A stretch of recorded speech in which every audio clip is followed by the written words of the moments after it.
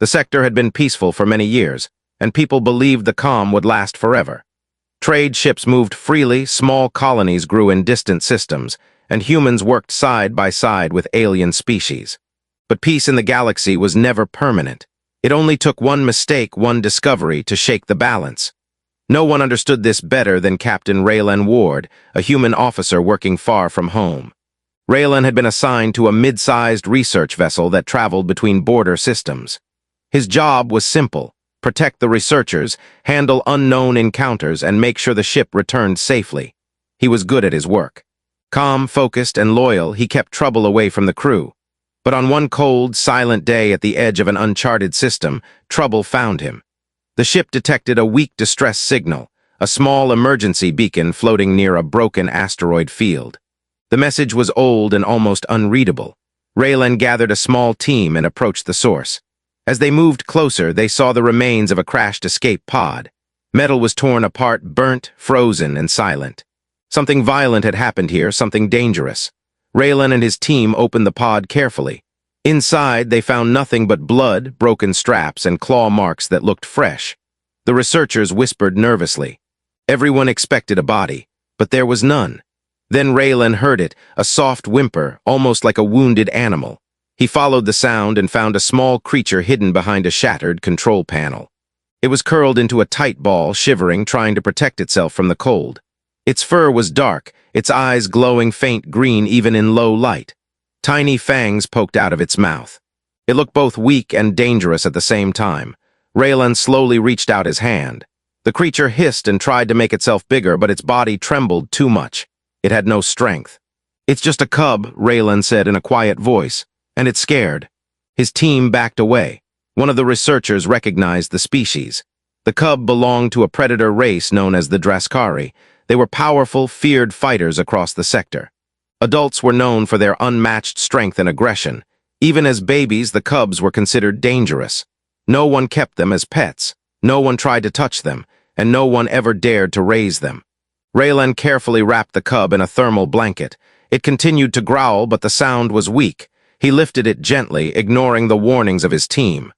"Captain," one of the researchers said, "we should leave it. A Draskari cub without its mother means something attacked it, something stronger. We should not bring it on board." Raylan looked at the cub again. Its breathing was shallow, and its tiny claws clung to the blanket as if it had nothing else left in the universe. "I'm not leaving it to die," Raylan said. "We bring it with us." The crew hesitated, but they obeyed. Back on the ship, the cub was placed in a secure medical room. It stayed curled in the corner, eyes glowing whenever someone got close. Raylan was the only one who could enter without the cub going wild. Even then, the creature stayed on edge. But Raylan was patient. He visited day after day, sitting quietly without forcing contact. Sometimes he talked to it. Sometimes he just stayed silent. Slowly, the cub began to trust him. It ate when he was near. It slept when he watched over it. It even stopped growling at him.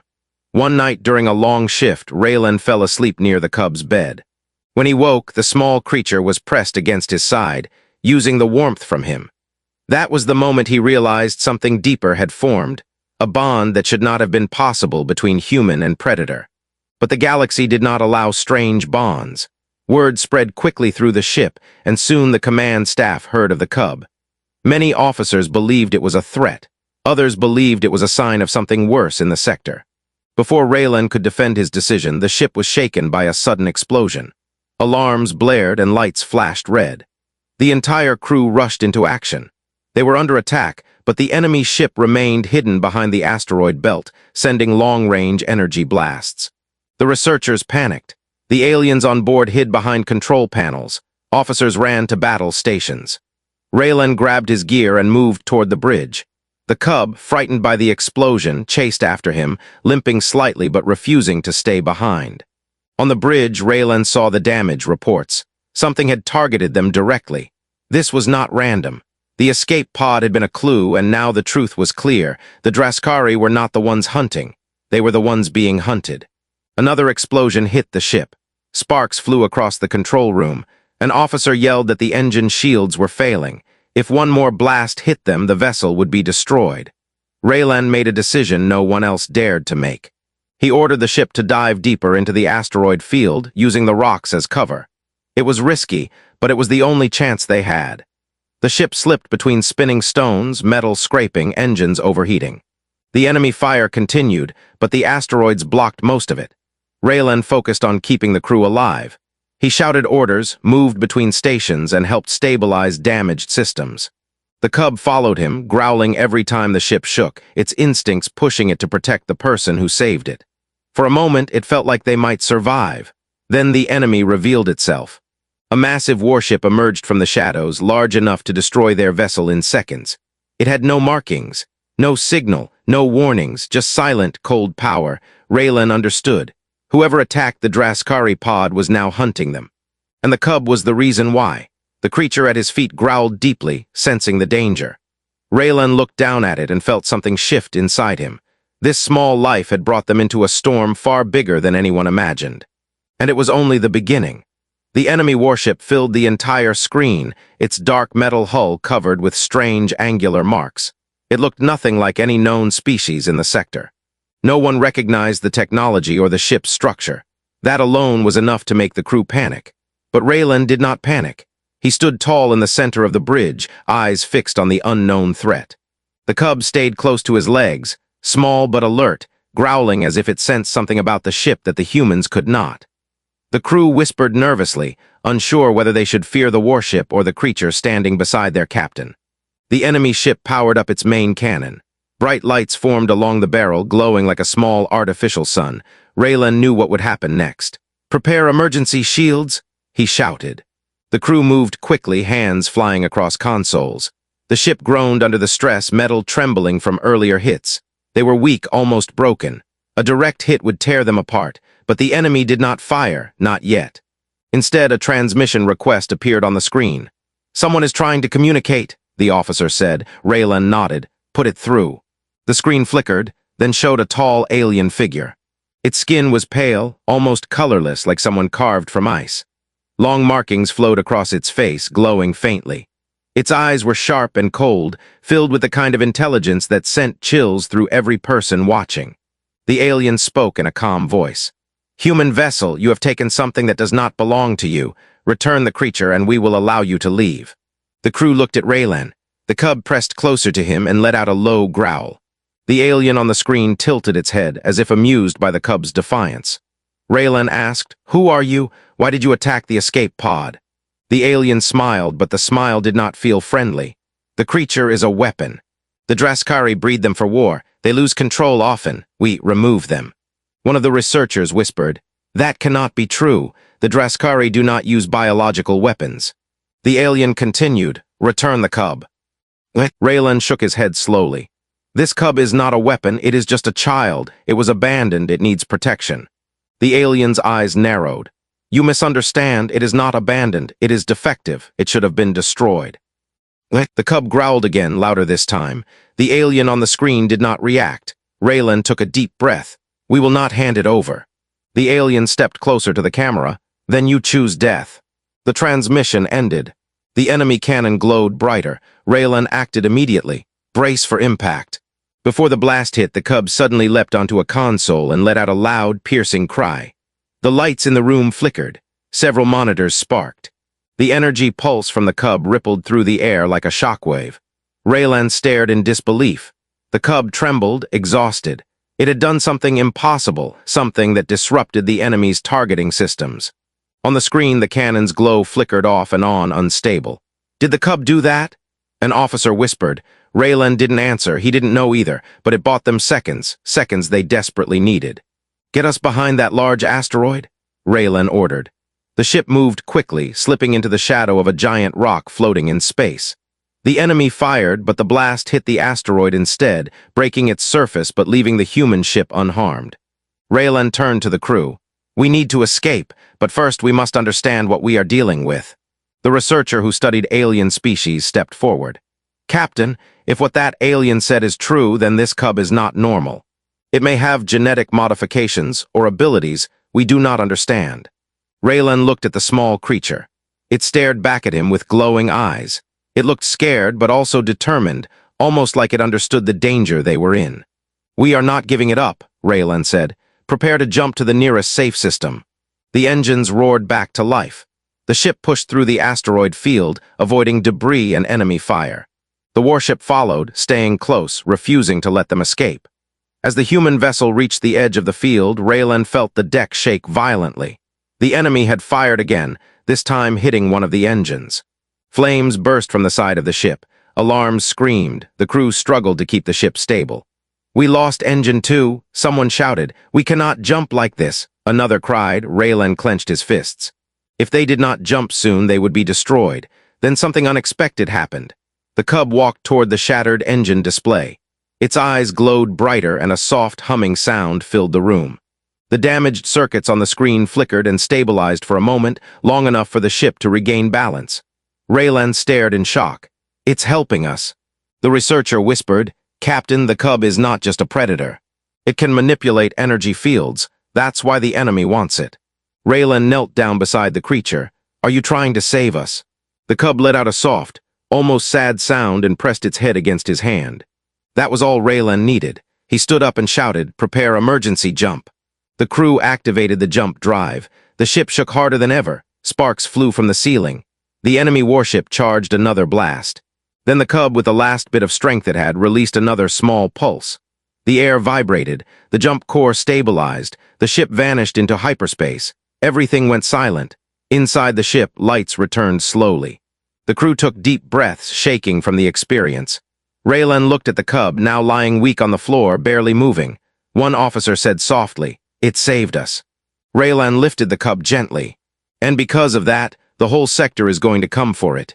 He did not know yet that this small creature was about to change his life, his future, and the fate of entire civilizations. He only knew one thing. He would protect it with everything he had. The jump through hyperspace lasted longer than usual. The ship shook, flickered, and groaned as if it barely held together. Everyone stayed silent, afraid that even one loud breath might break the fragile stability keeping them alive. When the ship finally dropped out of hyperspace, alarms stopped and the lights returned to normal brightness. The crew released a long breath they had been holding. Raylan carried the Cub carefully. The creature was weak, its eyes half closed, breathing shallow. The small body felt warmer than usual, as if using its strange abilities had drained every bit of strength from it. The medic rushed forward. "Captain, let me examine it." But the Cub growled faintly, refusing to leave Raylan's arms. Raylan shook his head. "It stays with me. You can check it here." The medic nodded and scanned the Cub using a handheld device. The scanner beeped several times, then showed strange patterns. The medic frowned and looked at Raylan. "I've never seen readings like this. Its energy levels are unstable. Whatever it did, it pushed its limits." Raylan stroked the Cub's head gently. "Can it recover?" "I think so," the medic said, "but it needs rest and safety." Safety, that was the one thing they did not have. The ship's commander arrived on the bridge and looked frustrated. "Captain Raylan, we need to talk." Raylan handed the Cub a small blanket and followed the commander to a quiet corner. "You disobeyed a direct order," the commander said. "You brought a dangerous creature aboard. You risked the lives of everyone on the ship." Raylan stood firm. "That creature saved us twice." "We still know nothing about it," the commander argued. "And whatever attacked the pod, now they are after us." Raylan took a breath. "If we return the Cub, we are giving it to someone who kills innocent beings. You saw how weak it was in the pod. It was not a weapon. It was running for its life." The commander stared at him for a long moment. "You're letting emotion guide you." "I'm letting my humanity guide me," Raylan replied. The commander sighed. "We cannot stay here. We need repairs, we need protection, and we need to inform Central Command." Raylan looked out the window at the empty starfield. "Where are we?" The navigator, overhearing, answered, "Uncharted region. The jump was unstable. Coordinates are off. We need to remap our location." That was bad news. Without proper coordinates, they couldn't jump again, couldn't call for help, and couldn't predict who or what was near them. The crew worked quickly to stabilize the ship. Raylan returned to the Cub, who lay curled on a seat, shivering softly. Raylan sat beside it and whispered, "You did well. You kept us alive." The Cub lifted its head weakly and touched his hand with its nose. That small gesture filled Raylan with a strange warmth. It felt like trust, and trust between species was rare in the galaxy. Hours passed. Repairs continued. Slowly, the Cub regained a bit of strength. It even tried to stand, wobbling but determined. Raylan smiled softly. "You're a fighter." A sudden alarm broke the quiet. The crew rushed to the screens. A small vessel had appeared at the edge of sensor range. It was not the massive enemy warship. This one was smaller, fast, and shaped like a spearhead. Raylan narrowed his eyes. Any identification? The officer scanned. Signal incoming, unknown, but it appears to be a civilian ship. Raylan stepped forward, put it on. The screen showed an alien woman with silver skin and bright blue eyes. She looked nervous, checking over her shoulder before speaking. "Human vessel," she said. "If you can hear me, you're in danger. They are searching for you." Raylan exchanged a look with his crew. "Who is searching for us?" "The Pale Seekers," the woman said, voice trembling. "They hunt anything they believe is a threat to galactic order. They destroy entire species if needed. They claim it is for stability." Raylan frowned. "Why are they after us?" The woman hesitated. "Because you have the cub, they want it destroyed. They believe it carries an energy source that could change the balance of the sector." Raylan felt tension rise. "And you, why warn us?" "Because I saw what they did to its mother," the woman said softly. "She fought to protect it. But they were too many. When she fell, I saw the cub run into the escape pod. I wanted to help, but if they saw me, they would kill me too." Raylan felt the cub press against his leg, as if it sensed the conversation. The woman continued, "Listen carefully.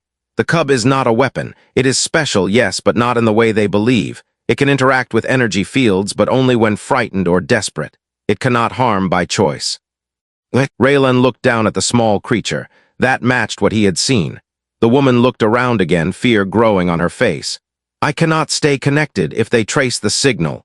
The screen cut off suddenly. A new alarm sounded. The officer shouted, "2 more ships detected, Pale Seeker scouts." Raylan's heart tightened. They had been found. The commander turned to Raylan. "We are barely repaired. We cannot take another fight." Raylan looked at the cub. It stared up at him, its glowing eyes full of fear, but also resolve. "We don't fight," Raylan said. "Not yet, we run." The crew worked at full speed. Engines roared back to life. The ship turned sharply, slipping away from the incoming scouts. But Raylan knew something important now. This was no small chase, no random attack. The Pale Seekers wanted the cub at any cost. And if the cub truly had the ability to change energy fields, then many others might want it too. The sector would not stay the same. Forces across the galaxy were already moving. The chase, the danger, the chaos, this was only the beginning of something much bigger. Raylan lifted the cub into his arms again and whispered, "Whatever happens, I will not leave you." The cub closed its eyes and rested against him. The journey ahead was long, dangerous, and unknown. But Raylan was ready. And this small creature, this abandoned cub, was about to become the spark that ignited an entire galactic storm. The ship moved through the uncharted region at high speed, engines shaking as they pushed beyond safe limits. Behind them, the Pale Seeker scouts followed like silent wolves, scanning every trail of energy the human vessel left behind. Raylan stood on the bridge with the cub in his arms, watching the scanners carefully. The cub looked stronger now, its fur rising slightly as it sensed danger all around. One officer said, "Captain, if we keep running like this, the engines will overheat. We need a place to hide and repair." Raylan studied the empty starfield. "Are there any planets or stations nearby?" The navigator typed quickly. "There is something, a small moon ahead. Atmosphere is thin but stable. No structures, no signals. It looks abandoned." "Perfect," Raylan said. "Set a course." The ship turned and headed toward the moon. The Pale Seekers followed but kept their distance, waiting for the humans to make a mistake. Raylan knew they were studying him, studying the cub, and waiting for the right moment to strike. As the ship entered the thin atmosphere, dust storms swirled around them. Rough winds pushed the vessel down, making the landing difficult. The crew worked together to stabilize the descent. Finally, with a hard shake and a screech of metal, the ship landed on the barren surface. The dust slowly settled. Raylan looked outside. The landscape was silent, rocky hills, dry valleys, and no life anywhere. The sky above was pale and strange, with 2 small broken moons hanging in the distance. The commander walked beside Raylan. "We need to make repairs quickly before they find a way to track us." Raylan nodded. "Team 1 handles repairs outside. Team 2 works on internal systems. I'll take the cub somewhere secure." But before he could move, the cub suddenly jumped from his arms and ran toward a nearby corridor. Its glowing eyes widened as if it felt something calling it. Raylan hurried after it. The cub stopped at a sealed door that led to an unused compartment. It tapped the door with its claws and let out a low cry. The lights on the door flickered, then unlocked themselves with a soft click. Raylan stared. "Did you just open that?" The cub entered the dark room. Raylan followed. Inside, the room was filled with old equipment, rusted metal crates, ancient monitors, and dusty tools long forgotten. But the cub was not interested in any of those. It walked straight toward a large metal device in the corner. The device hummed faintly when the cub touched it. Raylan felt a chill. This moon, it wasn't always abandoned, was it? The cub placed its paw on the device. A small blue symbol lit up on the surface, matching the glow of the cub's eyes. Raylan carefully stepped closer. "What are you showing me?" Before he could touch the device, the intercom crackled. "Captain, we're detecting energy pulses below the surface. Something is waking up under the moon." Raylan looked at the cub. The cub looked back almost apologetically. The commander rushed in. "Captain, that thing the cub activated, it's sending signals underground. We need to leave." Raylan lifted the cub again and said, "We go back to the ship." They rushed toward the exit. The ground trembled slightly, dust fell from the ceiling. Something was definitely moving under the moon's crust. Raylan reached the bridge and gave the order, "Prepare for takeoff." The engines roared, but before the ship could lift, a massive spike of energy shot up from the ground, crashing into the sky like a column of lightning. One officer gasped, "Captain, that's a beacon." Raylan's heart sank. A beacon for what? The answer came moments later. The scanners lit up with dozens of signals appearing in orbit. The pale seekers had found them. Their ships surrounded the moon, locking every possible exit path. Raylan's crew panicked, calling out readings of enemy positions. The commander whispered, "They waited for this. They knew the cub would react to something on this moon." Raylan looked at the cub, who hid behind his leg, trembling. "We're not letting them take you." The Pale Seeker leader sent a transmission.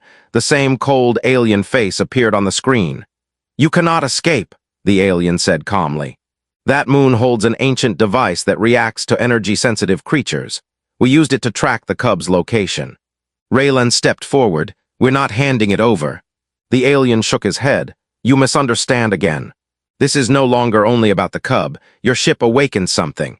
The moon was sealed for a reason. That device controls a containment field, and now it is broken." A deep rumble echoed across the entire moon. Rocks cracked. Dust clouds rose high. Raylan asked, "What did we release?" The alien replied, "A creature that even the Draskari feared. Something old, something hungry." Raylan turned to the crew. "Lift off now."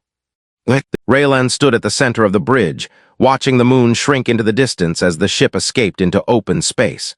The crew was shaken, breathing fast, hands trembling from the chaos they had survived. The cub sat in Raylan's arms, its glowing eyes dim but alert, ears twitching like it could still sense the danger behind them. One officer said quietly, "Captain, that creature under the moon, it was enormous. I've never seen anything like it." Raylan nodded slowly. "The Pale Seekers didn't lie about that part. Whatever we woke up, it wasn't supposed to move again." The commander stepped closer. "We can't keep running forever. Our ship is damaged. The energy levels are unstable. We need a safe harbor." Raylan looked at the star map. "Where's the nearest friendly outpost?" The navigator scanned the map. "There's a small trading station called Haven 12, 3 jumps away. It's neutral ground. They don't ask many questions." "That will have to do," Raylan said. "Set a course." The crew began preparing for the jump, but Raylan could not stop thinking about the Pale Seekers. They were powerful, well-equipped, and certain the cub was dangerous. Yet they were terrified of the creature under the moon. That alone told Raylan how serious the threat was. The cub let out a soft whine. Raylan looked down. "You felt it, didn't you? Whatever is coming, you know it better than we do." The cub pressed its head against his chest. The jump engines hummed to life. The ship lurched forward, entering hyperspace. The journey felt strange, the lights flickering as if the universe itself was uneasy. When they exited hyperspace, Haven 12 appeared ahead, a collection of floating metal platforms, bright neon signs, and ships of all shapes drifting around it. The commander sighed with relief. "At least we made it." The station sent a message. "Identify your ship, state your purpose." Raylan responded, "Research Vessel Talon 5 requesting emergency repairs." The station accepted them without further questions. The ship docked at one of the platforms. The metal clamps locked them in place. Breathing easier, the crew prepared to step outside. Raylan held the cub, keeping it close and covered inside a loose jacket so no one would notice. The creature was too important, and too vulnerable to be exposed. As Raylan stepped onto the station platform, he noticed the mix of species around him. Traders, fighters, smugglers, travelers. Everyone minded their own business, not looking too closely at strangers. That was good. Raylan wanted to stay hidden. The commander guided the repair team toward the engine room. Raylan moved deeper into the station, searching for something useful, information, supplies, anything. A small alien merchant with bright red eyes approached him. "Human, you look tired. You need something? Food, tools, spare parts." Raylan shook his head, just looking. But the merchant leaned closer, lowering his voice. "You came from the uncharted zone?" "Yes, many strange signals came from there today." Raylan's heartbeat quickened. "Strange signals." "Big ones," the merchant whispered. "Like something old woke up, powerful energy." Raylan didn't respond, but the merchant sensed his reaction and backed away quickly, realizing he said too much. Raylan continued walking until he reached a quiet corner of the station. There, he sat down on a metal bench and let the cub peek out. The cub sniffed the air, its ears rising as if it felt something strange nearby. A deep voice spoke from behind. "You shouldn't let that creature out in the open." Raylan turned fast, ready to defend. A tall alien stood there, covered in thick armor and carrying a long, spear-like weapon on his back. His skin was dark blue, with bright silver eyes that reflected light like mirrors. Raylan narrowed his eyes. "Who are you?" The alien stepped forward slowly. "A friend, or at least not an enemy." Raylan didn't trust him. "Why are you here?" "I felt the cub's energy when you entered the station," the alien said. "It's kind, they carry a rare sensitivity. Not many understand what it means." Raylan tightened his grip. "And you do?" The alien nodded. "My people studied ancient energy flows long before the Pale Seekers existed. We know about the creature beneath that moon, and we know the Seekers have hidden the truth." Raylan felt a chill. "Tell me." The alien sat across from him. "Long ago, a species called the Etherborn created life forms that could interact with cosmic energy directly. Some were peaceful, some were dangerous. The Pale Seekers came later, believing themselves protectors. They hunted all energy-sensitive life without mercy, but the Draskari," he glanced at the cub, "they kept one ancient bloodline alive." Raylan lowered his voice. "This cub?" "Yes," the alien said. "It is the last of that bloodline. It can sense things the rest of us cannot. It can reshape the world around it when frightened. And most important, it can feel the presence of ancient beings like the one under that moon." Raylan felt his breath catch. "So the Pale Seekers want to destroy it to keep the galaxy under their control." The alien nodded slowly. "They fear anything they do not control. That is why they chase you." The cub growled softly, sensing the tension. Raylan asked, "What about the creature that woke up? How do we stop it?" The alien's expression darkened. "Stopping it is impossible, containing it is difficult, but guiding it maybe." Raylan frowned. "Guiding it?" The alien looked at the cub. "Only the cub can sense its patterns. Only the cub can warn you before it strikes. Without the cub, the sector will fall before you even understand what is coming." Raylan felt his heart pound. "But the cub is just a child." "Even a child of that bloodline carries ancient instincts," the alien said. "But it needs protection, and it needs you." Raylan looked down at the cub. Its glowing eyes stared up at him, bright and frightened, but trusting him completely. The alien stood. "The Seekers will come here soon. You cannot stay." Raylan rose quickly. "Where do we go?" The alien pointed to the map on the wall, a distant system marked with a broken symbol. "There is a hidden sanctuary there. A place where Etherborn once lived.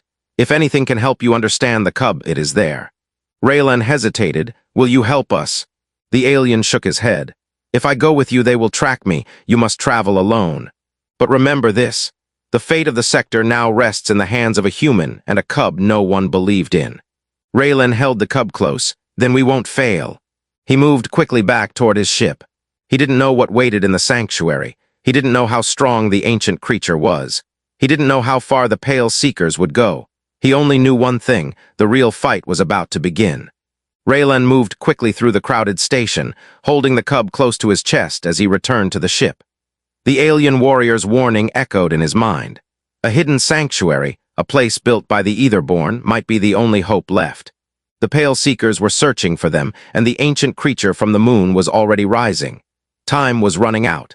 When Raylan reached the airlock, the commander met him with a frustrated expression.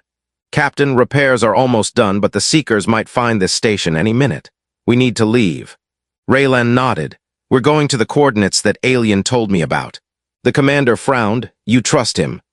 Raylan looked at the cub. I trust what's happening. With no other options, the commander agreed.